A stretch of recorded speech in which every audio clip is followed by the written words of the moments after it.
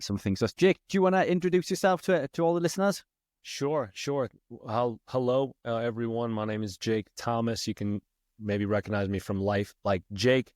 I've been a practitioner of the carnivore diet since 2020 and been a triathlete, frequenter on the USA Triathlon circuit for the last several years. I used to compete in physique and bodybuilding as a natural bodybuilder up until the World Championships in 2019 was my last show. I did those as a bro dieter, a standard if it fits your macros dieter, and then eventually even as a vegan. So I came into the carnivore space having been a vegan and plant-based vegetarian before that, and found my way into the carnivore world, like I said, in 2020, and I've been practicing that ever since. And up until recently, just started reintroducing certain carbohydrates to kind of experiment with athletic endeavors because, like I said, I'm a pretty frequenter on the USA Triathlon circuit. I ran a 20-mile run this morning.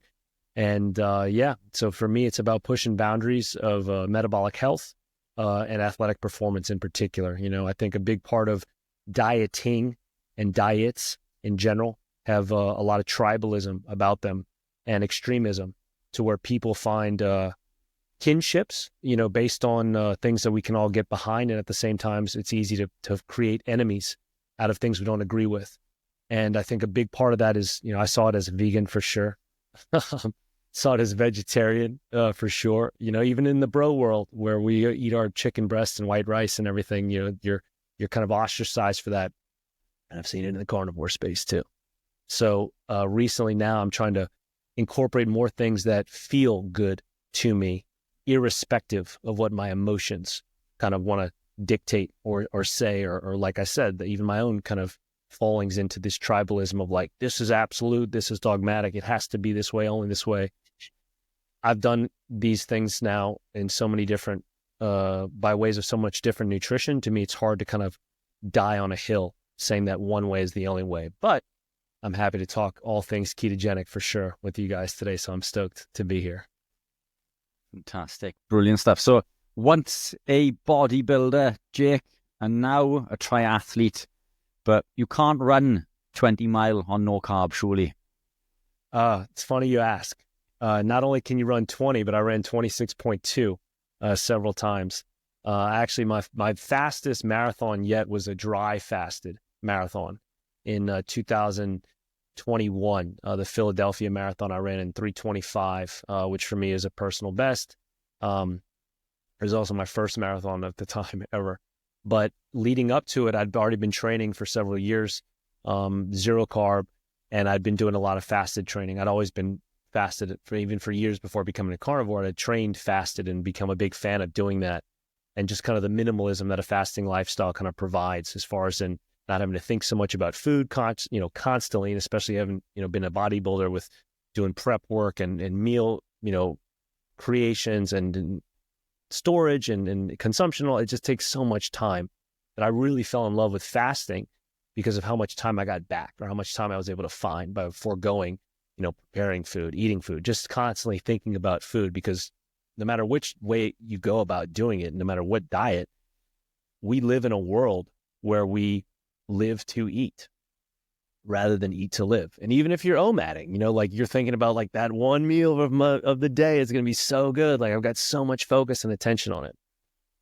I'm kind of jumping all around here. So for that marathon, that first marathon that I ran, I had run a half marathon a few weeks before. It was on Halloween day, actually. It was really cool. It was in New Orleans. Costumes were worn. It was great. It was a lot of fun. And I ran that in just under 100 minutes and did so fasted. I was always running fasted, but even on the course this time, I did it dry. So I didn't stop at any of the water stations and take water. And I was doing that because I had a guy right behind me kind of clipping my heels, trying to pass me, and I didn't want to fall back. So I just was like, okay, I'm not going to pit for any of this. And I felt fine. I was going through the stations, first, second, third, fourth mile, and I was feeling good. I'm running sub 7 minutes per mile, and I felt fine. And I ran the whole race that way. So at the end of it, I was like, wow, I feel really good right now. I feel like I could do this again, double the distance, and run a marathon in the same sense. It was my just kind of in the moment logic. I didn't really have any reasoning or, data to kind of put that on. It was just more my like anecdotal, just on the spot N of 1, thinking I can do this again, double the distance, given the level of fatigue I'm at right now. If I were to see like some type of depreciation scale, what would it look like? How would I feel? So I said, I'm going to go run a marathon and try to do the same thing. When's the nearest, or when's the next, and how far away is it? This was October 31st. The Philadelphia Marathon was November 20th or November 21st. So I was like, okay, 3 weeks prep. Sure, that'll do. I guess it'll be enough. It's not ideal, but it was what I was going to go with. And that's what I did. I continued the training the same way.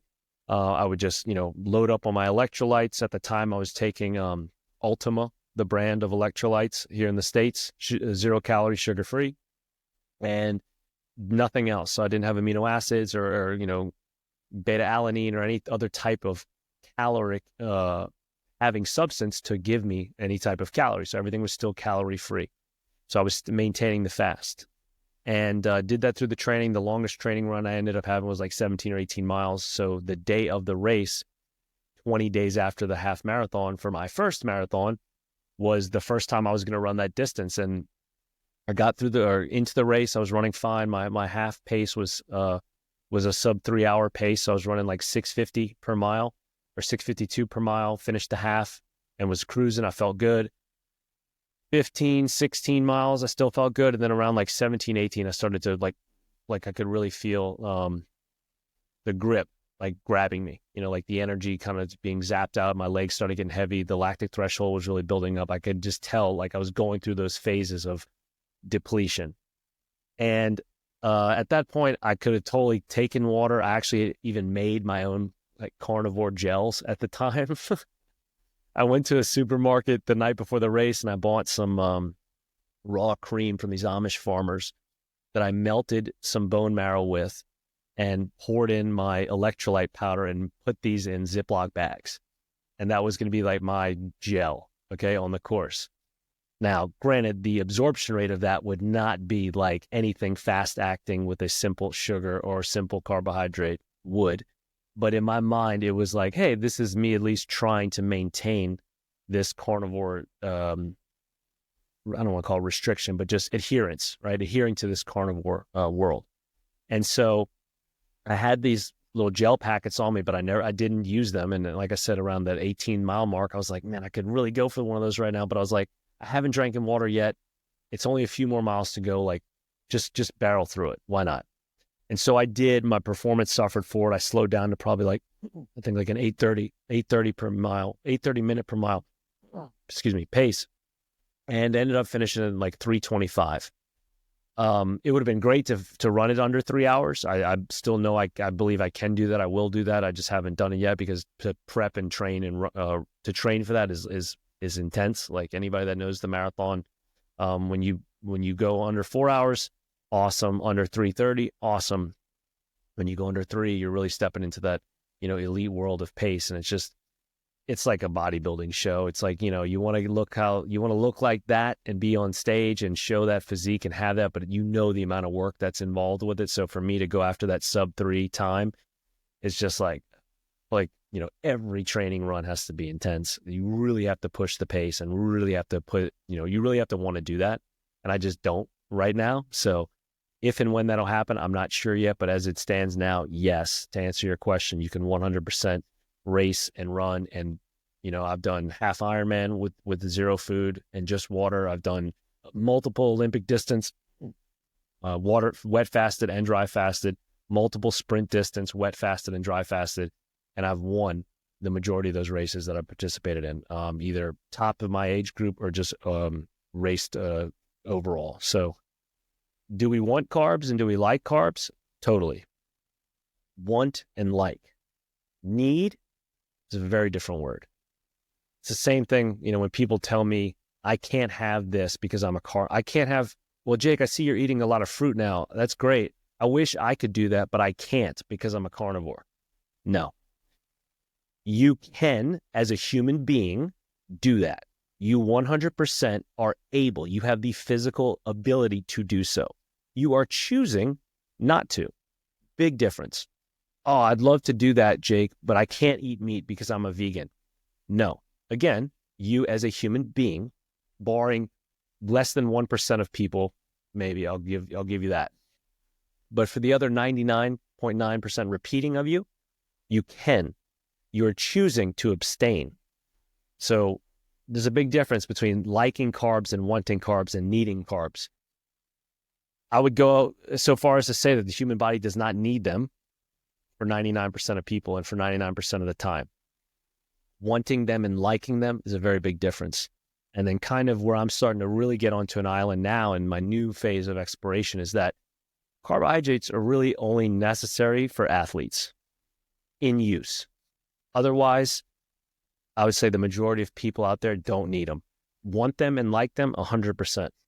But if, I could tell someone a great tip for their own health and ideal body composition. If you're not using carbs, you shouldn't consume carbs. And for 99% of you, you don't need them. You just want them / like them. Yeah, spot on. And you've almost said that word for word as I do or have done. I remember a situation a few years ago when I was out with family for a meal or friends, and they said to me, they held up a piece of cake and said, "Oh, you can't eat this, can you?"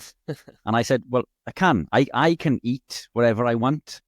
Today, I'm choosing not to. Today, I don't want to eat that piece of cake. Tomorrow, if I want to eat it, I'll eat it. There's nothing stopping me from eating that cake. But tomorrow comes, and I make the decision again that I don't want to eat that cake." So it's all about decisions. We can eat whatever we want. I agree. I don't think there's any requirement for exogenous. Cheers, Colt. Take care, man. I don't think there's any requirement for exogenous carbohydrate in any circumstance. I would agree also that any circumstances that would require it would be in athletic performance. Interestingly, you touch base on half Ironman. I don't know if you've seen the post that I done recently, but a friend of mine, a guy that came to see me, we're now really good friends, Mikey Davis, who's a chiropractor. He came to one of the talks I did on athletic performance as a vegan. He's now pretty much carnivore. Now, he was ranked in the top 48 in the UK in Ironman back then. 2 weeks ago, he won the European Championship. So he's now number one in Europe as a carnivore. I did see that. Okay, I did see that then, yeah. So the caveat to this, and with full, just to be full exposure, he did use carbohydrate on the day. He used between 20 to 30 grams an hour, but he entered that fasted. He did the full Ironman fasted, and after, he said, "I don't even think I needed them." It was more to do with the fact that, it was a mental thing, a comfort blanket, if you like. And the question there, I think, is, are the extra carbs going to cause damage? Are they going to be a detriment to his athletic performance? 30 grams an hour isn't, especially if you're that highly insulin sensitive. But many would argue then, well, he's used carb. But I mean, you can't argue that his training has been done fasted. He was 16 hours plus fasted going into the race. He only used electrolytes and some of my exogenous ketones that I manufacture. And my electrolytes, I'll have to send you some of those to try. But he won this race. He's number one in Europe. And he is a carnivore.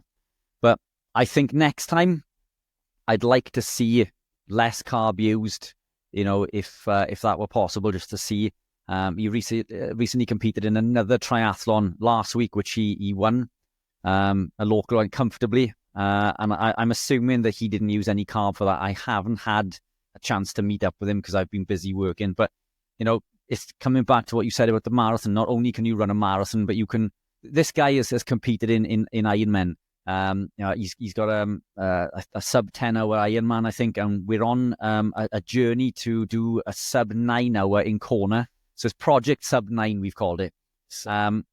Whether that's possible, who knows? But aim for the stars.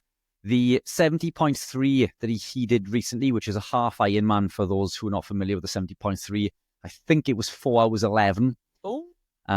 So I mean, he's a beast. He looks like Clark Kent, so he's in my phone as Clark Kent because he's absolutely superhuman. But it's extraordinary that we are in this society that believes that we need carbohydrate for athletic performance. He's part of a Facebook group And everybody within the group was asking about what carbohydrate that they use to fuel, their Ironman and the 70.3s, the triathlons, and everybody was piping up with different solutions. And he popped in and just said, I don't use any. And people sent him laughing emojis. And it's like, how can you laugh at that? He's number one in Europe. Yeah. You can't discredit that. But people, I think, and it comes back to what you said, want and need are two different things. People don't want to be told. They don't want to acknowledge the fact that you don't need carb. They're addicted to it. It's sugar addiction. And the thought of them reducing, restricting, or removing said drug puts the fear of God into them. And I genuinely think that most of these people see all of the things that you achieve. I'm new to this world of athletic performance. I've only last year I began running and cycling. So I'm yet to do an Ironman. I did run my fastest half 2 or 3 weeks ago. That was 1 hour. Yeah, it was. I'll be honest, I didn't get the time that I wanted. I came in at 1 hour 26, but I should have achieved a 1:22. But still not too shabby considering I'm fairly new to running. But the sub 3 hour is a goal of mine as well at some point. When I commit to that, who knows? But yeah, it's incredible to listen and to get your advice and your experience in regards to living a lifestyle without excess carbohydrate, if not no carbohydrate. And we've got some questions there for you. Steve, do you want to jump in? Oh, you still muted, Steve? Yeah, I was letting you host, actually, Richard. You're doing so good, mate. Jake, what motivated you to become a vegan before you did the smart thing and went carnivore? Great question. I was dating a vegan, or I was dating a vegetarian at the time. She and I kind of went down that path together and started as, pescatarians. And then, there was more plant-based things showing up in the apartment. And I just was kind of just by default, like, all right, there's almond milk, I'll drink it. I wasn't too picky at the time. I was more so about just the curiosity. And it also made things more civil in the household. So I just went with it.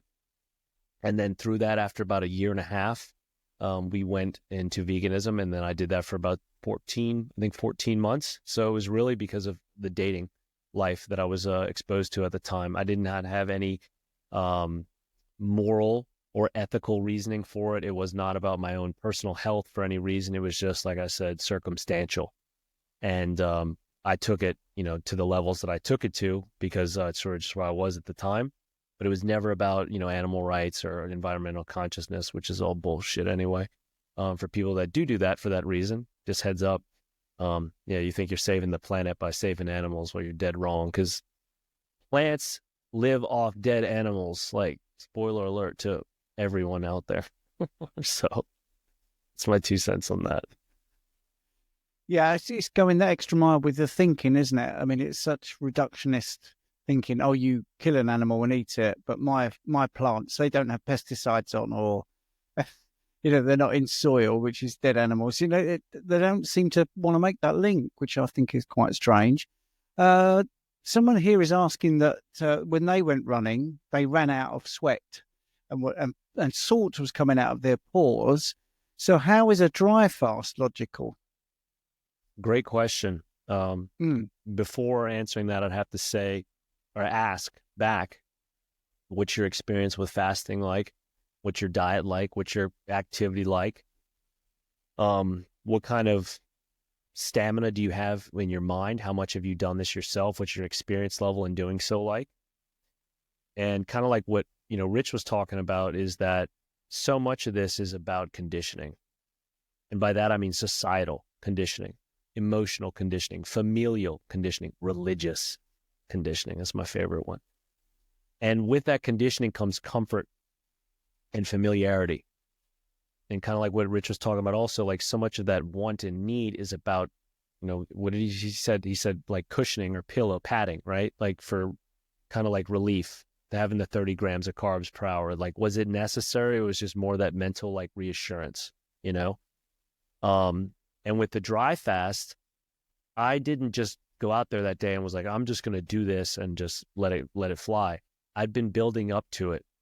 So I can only tell you anecdotally from my own experience is that I was able to become more familiar with those extents gradually, and it's going to defy what people think is right.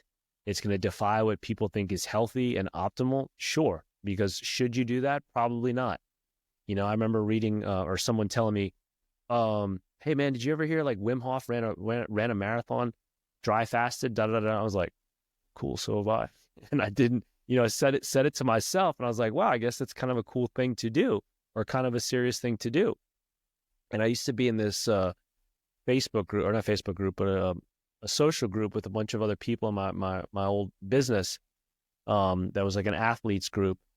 And the first meeting we went to, they were all talking about their feats, and a lot of them were ultra runners and just, had run 100 marathons. They're all kind of crazy, like really cool things. And I was like, wow, these people are serious, like amazing. And at the end of the meeting, the host was like, hey, Jake, tell them all about your really cool marathon. And I did. And the chat just like exploded. Like, you ran how fast and dry fasted. And I was like, yo, whoa, y'all are way cooler than me. What you guys have done, your 50 plus 100 milers and, Badwater 135 and the Konas and Leadvilles and like one of the guys had ran the Moroccan Ultra. And I was like, you guys are way cooler than me. Like, and they're like, yeah, but doing that without water to us is way cooler. So a lot of it, honestly, was intuitive to me, and it still is intuitive, because I think it's a very hard space for us to quantify, because it's very hard to differentiate what's healthy and what's possible. Someone telling me that it's not possible, or that it's not healthy, or that it's healthy but not possible, or vice versa. Well, how do you measure that?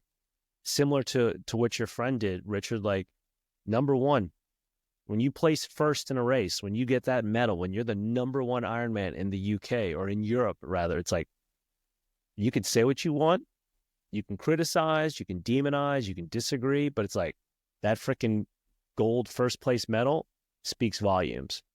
So with the dry fasting, I don't know if I'm answering your question all that well, but your body has so much water in it, so much more water than you could possibly imagine.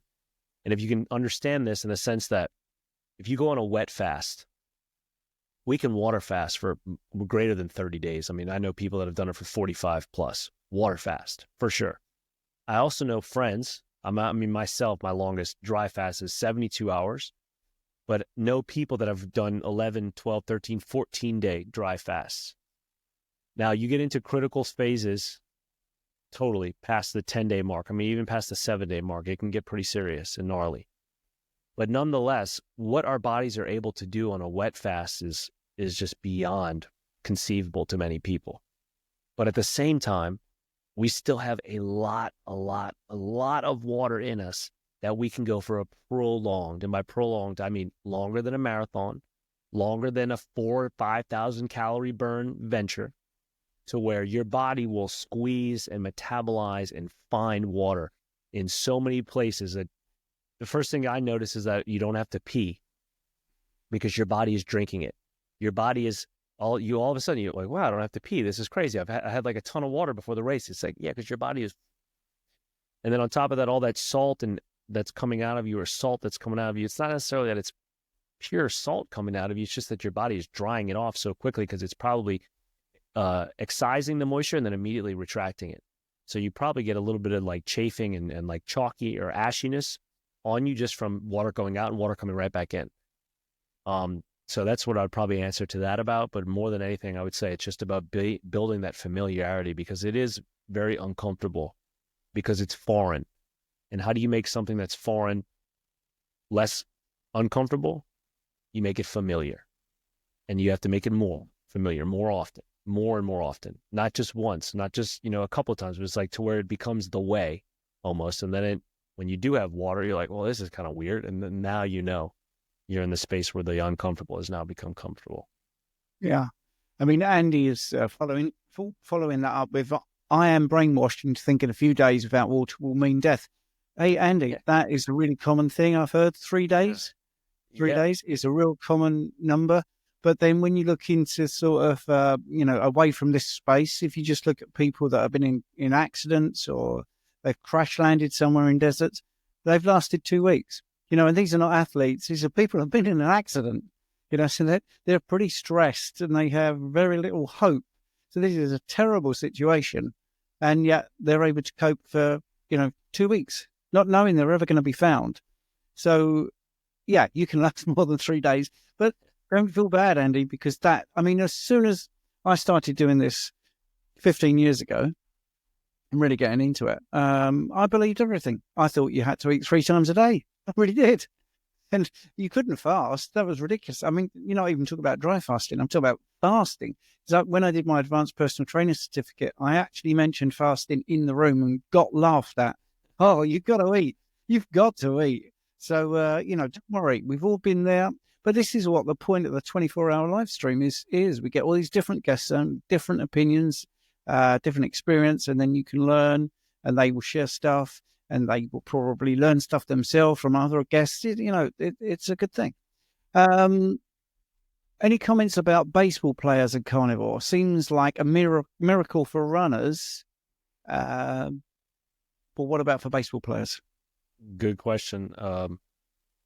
And also to Andy, I was right there with you, man. I thought for sure not having water for a day, I'd be dead, But one of the kind of really cool things that happens when you dry fast is you realize how much you are drawn to water out of habit and out of need, both, right? Obviously we need it, but so much of it is just habitual. Like how many times do you get up and go to the water fountain, or how many times do you take a sip? And when you abstain, you really notice how much you do and how often you would touch your face or your mouth or just holding something, being engaged, essentially consuming.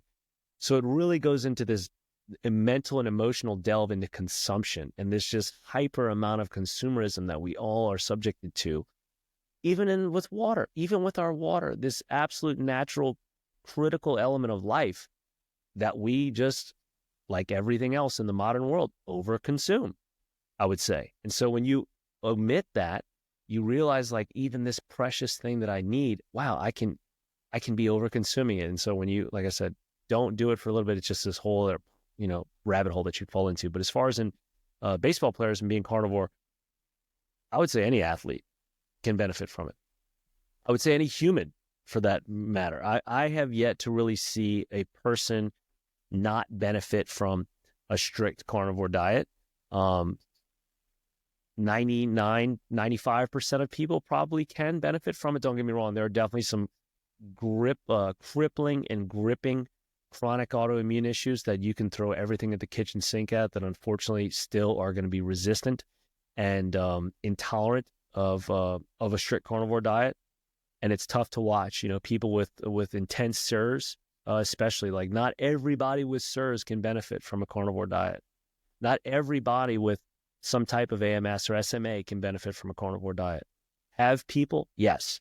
But does every single person? I haven't seen absolutism in regards to it because I've seen people try and struggle and even fail, or not, I won't say fail, but not find the success they wanted out of it and needing other types of supplementation and nutrition to kind of keep them balanced and feeling okay. But as far as athletes, I think it's a super hack as an athlete because number one, you're not having to go to the food well all the time like everybody else is. You're able to focus on your craft. That's the key, right? Like you're literally able to focus more on your craft. And in athletics, it's all about looking for the edge. You're always looking for the edge as a competitor. This is why athletes use, PEDs, because they're looking for the edge, because the edge means the difference in a paycheck. It means the difference in a signing bonus. It means the difference in my kids going to better schools or our retirement being longer. Like all this stuff, my performance equating to not just my own successes, but the successes of my family and immediate spheres of influence. So as an athlete, you're always looking for an edge. And what if you could find or have an edge that not only gives you, let's say it's just the same performance, but you're able to focus on your craft more because of the lack of frequency and consumption that you would normally have to subject yourself to by way of shakes and powders and pills and just 5 times a day of eating. as opposed to just this one maybe meal a day where you're getting this super, very optimal, minimalist base of nutrition to where you have all this other time to focus on your craft. So that's, to answer your question, Margaret, I would say irrespective of the sport, it's the fact that the diet or a carnivore diet would give you all this extra time to be able to hone your craft as opposed to dealing with maybe digestive issues. I had some brain fog from something. Was it the food? When you can give your body a very consistent metronome of sustenance, it responds very well. Infants are the best example. Breast milk. A carnivore diet, a strict carnivore diet, is essentially breast milk. Why do we have breast milk? Why is this miracle of mammalian evolution there? Because it gives our growing infants everything they need from a single source of sustenance. Single, one. Why? Because it's immediately utilized, easily digestible, and it has very, very, very minimal storage. And most importantly, because it puts the least amount of duress on the body. Infants on breast milk do not have the gas and disgusting bowel movements that they do once they get on green and orange jars, barring the mother is healthy and not taking down terrible things herself. But once we give our kids all these colorful jars, well, that's when the diaper duty, changes a lot. And it's like, babe, you want to do this one? Like, oh, you're not as excited anymore, Dad. Like, well, she's got, she's not as healthy as we thought or not as special as we thought. We are the same. We're very similar. And our hearts and our emotions go towards these other foods because they're colorful and they taste good and they make us feel good. They remind us of places and they're awesome. Don't get me wrong. But it's undeniable that if you want to have more digestive efficiency, if you want to have more, like I said, this metronome of just processing efficiency, metabolic processing efficiency within the body, you remove the variables.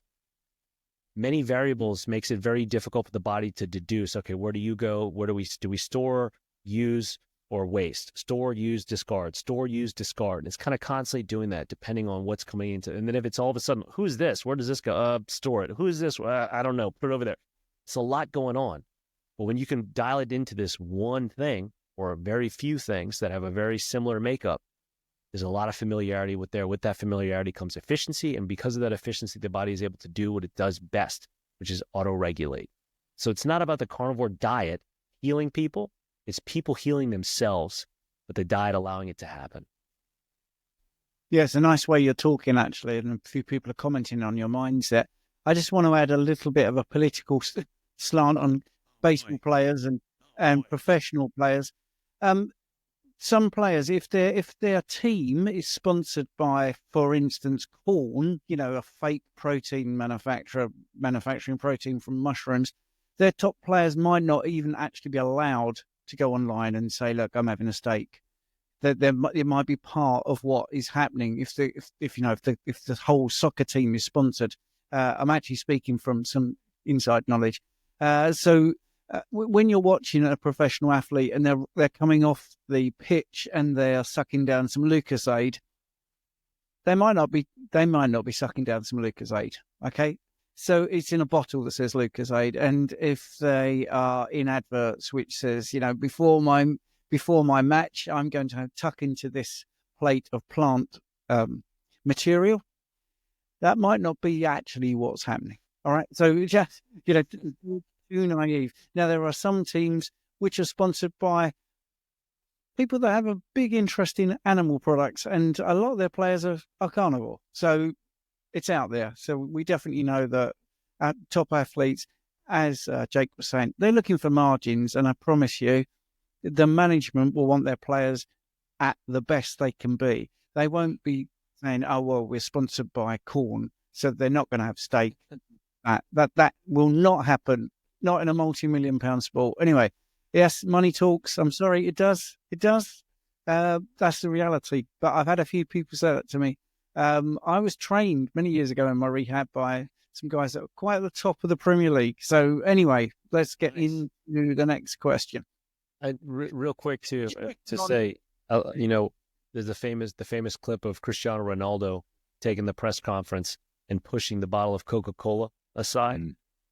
It's genius, like an amazing move. Like he does it so like with disgust. He sits down, and just kicks it over. He's like, I don't drink this shit, you know? And of course, it's true. The media were all over that, saying that was terrible, shouldn't do it. But the real people were going, isn't that great? Yeah. And he's, again, back to merit. You know, like you can say what you want about the guy, like him, hate him, you know, whatever, but it's like merit. His age to perform the way he does is like clearly something's working pretty well. Yeah, and Dr. Kilt's here, so it's nice that he's enjoying other people's content. It's really good. Your body makes water in the process of fat metabolism with ATP, CO2, and HTO production and making proteins. Yes, which is brilliant. Dr. Kiltz, love you, man. Good to see you. Good to hear from you. And Andy's saying he's loving having his brainwashing obliterated. Yeah, we don't like anyone that's been brainwashed. So we try and... It's never ending. It's never ending. Yeah. And for most of us, like you said, you talked about, 15 years ago, you started, Stephen, and even for myself or Rich, with you, think about how old we are and how much brainwashing, grainwashing, or conditioning, 10, 20, 30, 40, 50, 60, whatever plus years. I use the metaphor of like turning a battleship around, to turn a battleship about its axis and go 180 degrees in the opposite direction. We're talking square miles to turn that thing. Square miles. We got to go, all ahead stop first, and then we're going to go hard to starboard or port, whatever, and then we're going to have to try to, change axis to go there. But it's a lot of momentum that has to come to a slow first and then gauge into that starboard turn. And it just takes a lot of time. And that's what, I think it's very difficult for a lot of us to conceptualize. It's not going to be a light switch because you're going to be arguing with everything from your upbringing, from what you grew up around, what kind of culture you come from, your religion. Like that's going to be a big hurdle for a lot of people because your feelings are going to tell you everything and your emotions are going to try to argue with them. But if you can in the moment realize that feeling is understanding, everything else is an afterthought. Absolutely. It's brilliant. I like this question from Nick. It's funny how people focus on that period of time when you were vegan. But anyway, did eating that way, vegan, for 14 months adversely affect your health in any way? And if so, what were the symptoms? Definitely. Great question. Yes, the toilet paper budget was substantially higher than normal. And the bowel movement frequency was, again, also substantially higher than normal. I was a vegan athlete. So me using the toilet 3, 4, 5 times a day with mass evacuation was me thinking like, oh, it's because I'm a vegan athlete and my metabolism is really high. So I'm processing all this food out and it needs to be, I'm so cyclical. No, dummy, Jake, this is all waste. Everything your body's trying to tell you and saying like all this foliage and colorful whatever that you like and tastes really good, which it does, like no doubt about it. That's a fact. That's in my opinion. It tastes good. But the body showing me all of this is waste means that for it to extract those nutrients, it had to go through all this work. It had to break down all this extra stuff. It had to take more time. It had to be stressed, unnecessarily to go, okay, we're just going to take this little guy here. That's all we need. The rest of it, we don't want. That's brilliant. And I didn't have that aha moment until I was a carnivore, and of which I've gone up to like 11 days without a bowel movement, or 12, I forget. And people are like, dude, that's crazy. You're sick. That I'm like, for me to go 4 or 5 days a week without one, totally normal. And that happened within the first 30 days on the diet. And I was like, what's going on here? I was like, because I'm totally absorbing all of it. There is no discard. This is total utilization. And then it was my thinking about when my godchild was born and changing her diapers. And again, it was like, when our kids are just on breast milk, they have like these little ghost poops, and it doesn't smell the same as, differently in life. I know we're talking a lot about poop. People will probably like, what is this guy in the poop? It's a great sign. It's a great communicator. It's a great clear indication of the body state. and health of what's going on. And that for me was, like I said, a big aha moment. And so, yes, adverse health effects, too much pooping and too much money on toilet paper.